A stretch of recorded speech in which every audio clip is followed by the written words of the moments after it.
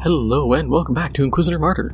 Last time we started stage 5 of the invasion, and we will continue on with those missions.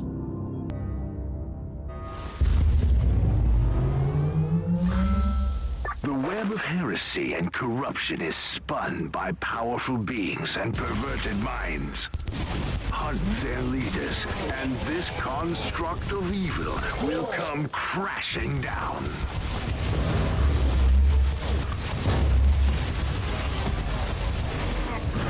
I've been pretty surprised with the loot that's been getting dealt out lately. Hasn't been too bad lately. It's kind of nice. I was too accustomed to getting just stuff I get rid of.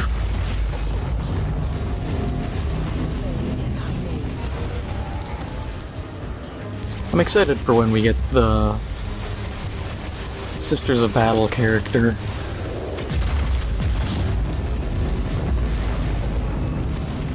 Having her be able to turn into effectively a living saint is really cool.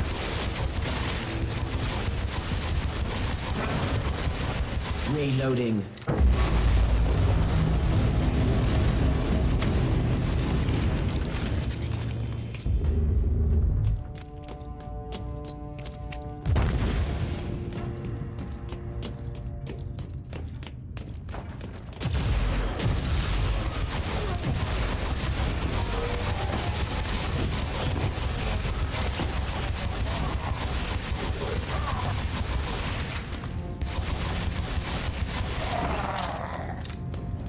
You know, I just realized we haven't seen a lot of stuff for 40K lately about the Iron Warriors.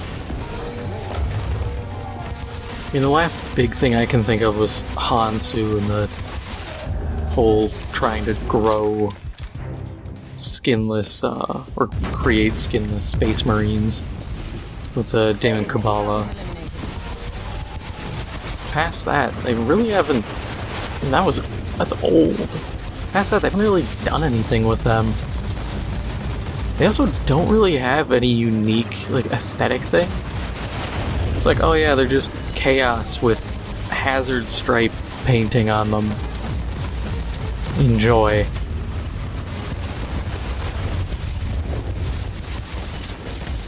feel like they could have given them at least something unique. You know, no faction should just be left kind of... I mean, leaving one as kind of the generic one is fine, but that's Black Legion. He deserved worse. Much worse. Just like Ultramarines exist for being the generic Space Marine.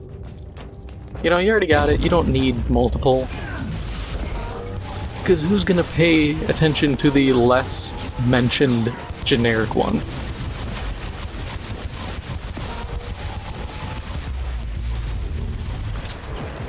If anything, they'll just get ignored, and it's kind of what's happening here.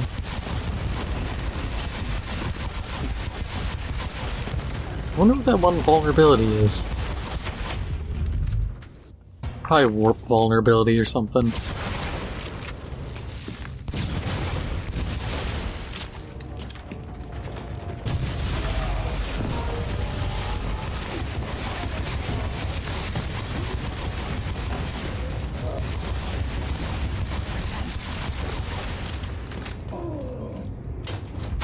I know last time I was talking about Darktide and thinking more, they definitely should have Chaos Cultists as like a faction you can fight. Because then you have a very shooty group that's a lot of, honestly, just trash guys you can chew through.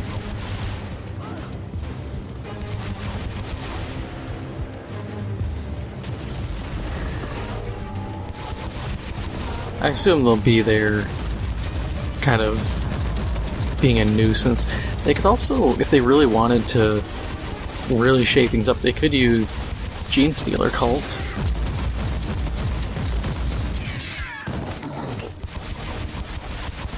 Because then Gene Stealer cults would make sense in a hive city and having to deal with them.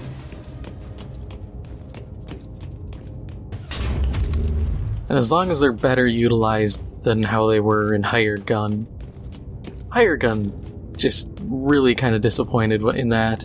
Where it's like, oh hey, here's the Tyranids. It's like, oh cool, Tyranids. And then they just never really talked about it again. They're like, oh yeah, they're there. Your guy saw him, he got kind of spooked, and now we just ignore them. I get you couldn't have him, like, single-handedly take down the Gene Stealer cult. But, you know, they could have existed a little bit better. Especially when you could take bounties for the Gene Stealers. Or against them. It would have been real interesting to see a proper set of units for them. You know, maybe it requires you to kind of change your tactics a little bit, or actually use some of the Archaeotech stuff.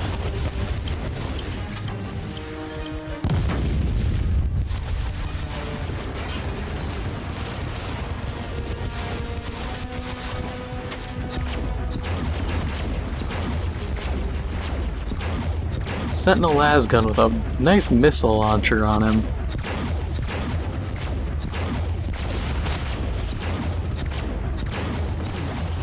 He deserved worse.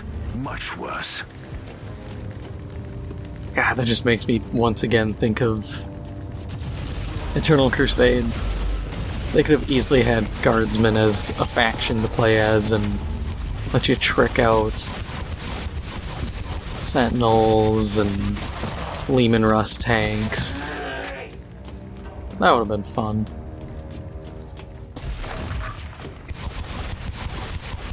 Honestly, if they wanted to do the semi-free-to-play model, what they could have done was make Imperial Guard, Orcs, and like Renegade Guardsmen / kind of Lost in the Damned as like the 3 playable free-to-plays.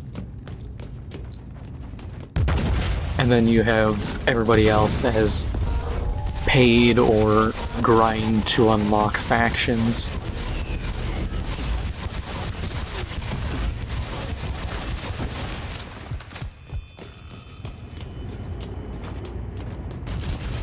The only problem then comes in as balance, because if you have Guardsmen as really flimsy, people aren't going to enjoy playing them because nobody wants to keep dying. Unless you did... Unless you made something kind of like how Enlisted has squads. This way you could have a player lead some AI. You know, you could play a stronger Guardsman that's like a Kasserkin or something. But in general you'd play like squad leaders or commissars leading squads of kind of meh AI that just kind of shoot.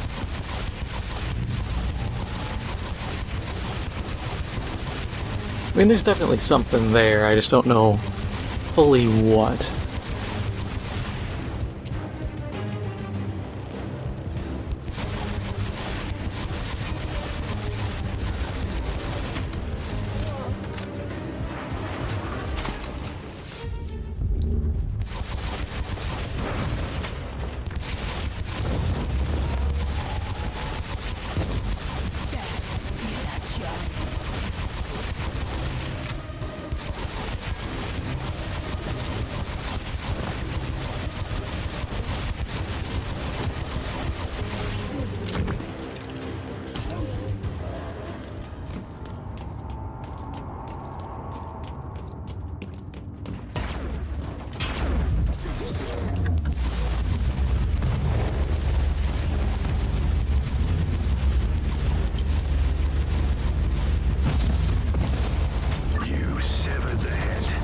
Oh wow, I didn't even realize the Sentinel was the objective. Until it withers and dies. Any chests? Probably not, because I figured they would have been in the big room there. We'll just quick knock these guys out.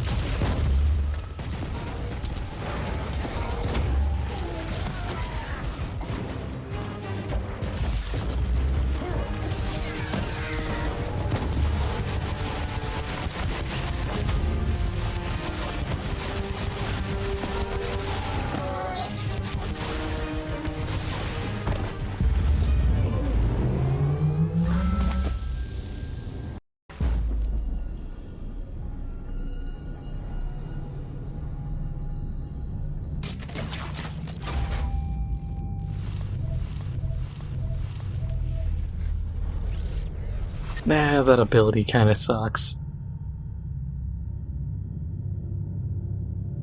And that's very specific.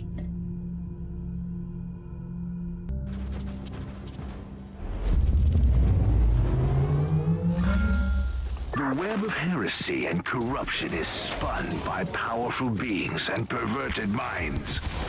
Hunt their leaders, and this construct of evil will come crashing down. You know what kind of surprises me? Games Workshop hasn't tried to cut a deal with, like, Fortnite. Like, I could see them cutting a deal with Epic and be like, hey, you want to include a Space Marine?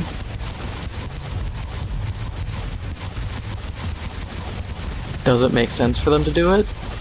I mean, it gets their name out there. Even the argument of like, oh, it's a kid's game, why would they have 40K? It's a kid's game, but you can play as Rick Sanchez from Rick and Morty. You can play as a Xenomorph. You can play as Master Chief or Kratos. The argument of it's a kid's game kind of falls apart at that point.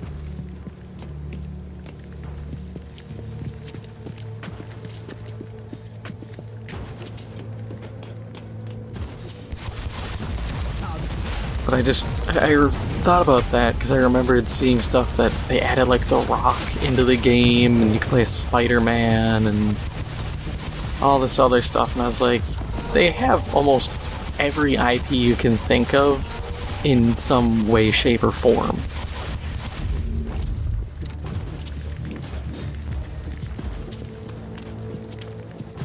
So I was like, why not just throw a Space Marine in there? Why not?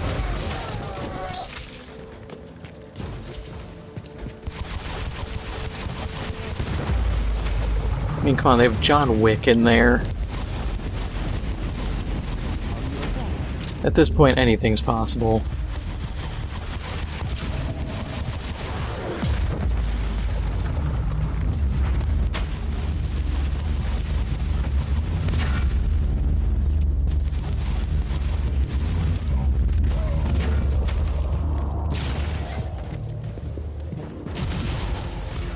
But my other assumption is it's probably not the most economically viable option for Epic to do that, simply because how much money do you think they stand to gain off it? Probably not as much as one would like to think.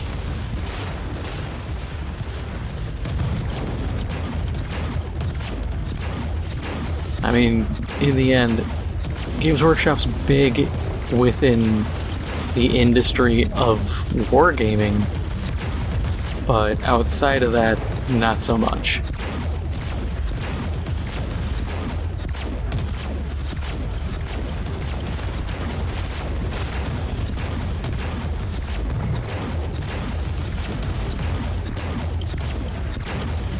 Boy, I love when my exit's blocked by a tank.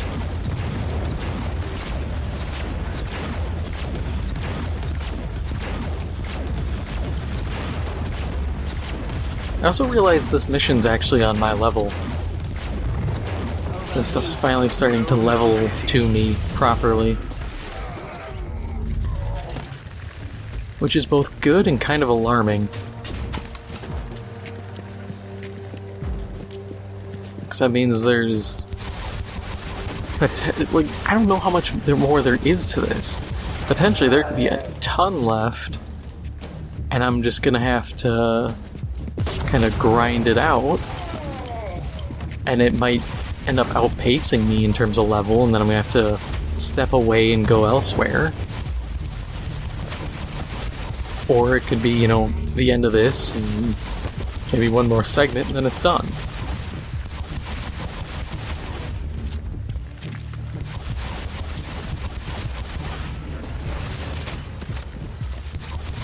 Granted, I am close to level 72, so that'll get me at least a little bit extra, I guess, headroom for leveling again. Gives me a little bit of leeway for when the next fight comes, or the next difficulty increase. Reloading.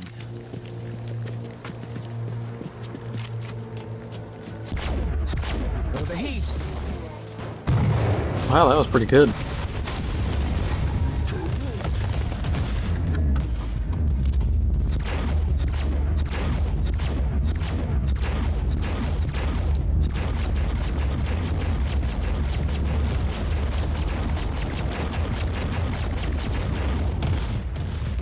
Huh, I never realized that was a stand in place and shoot. I always thought it was a move and shoot.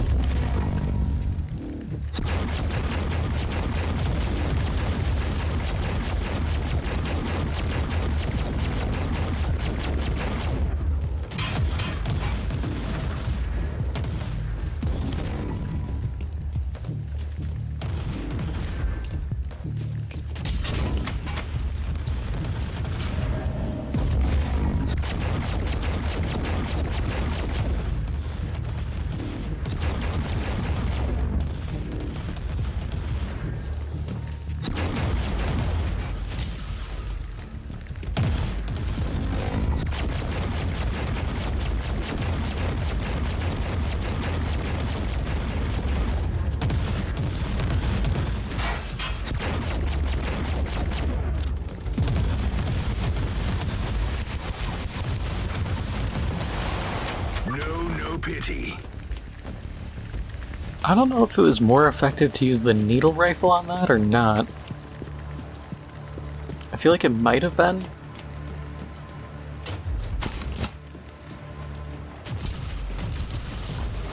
I swear, sometimes the damage, like mitigation and stuff, just... You feel like you should use one thing, but it turns out you should use the other. And it always surprises me because I'd sit there and think this needle rifle's gonna, you know, kind of cap out at some point, but I always seem to find a use for it.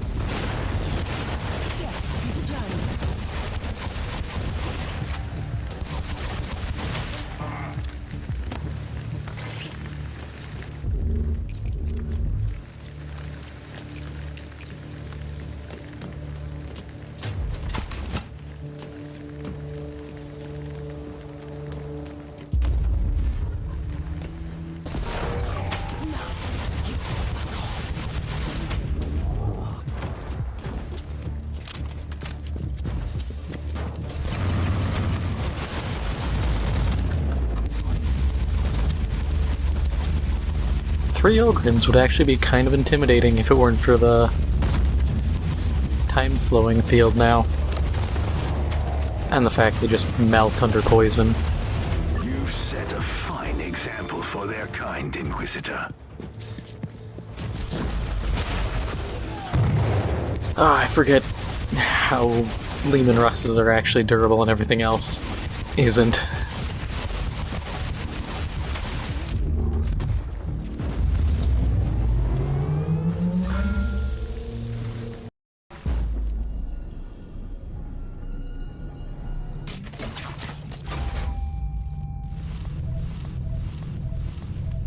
Ooh, what do we got? I mean, that might actually be pretty good. Take damage, kill enemies while they're in cover, critical hits, damage. That's all doable.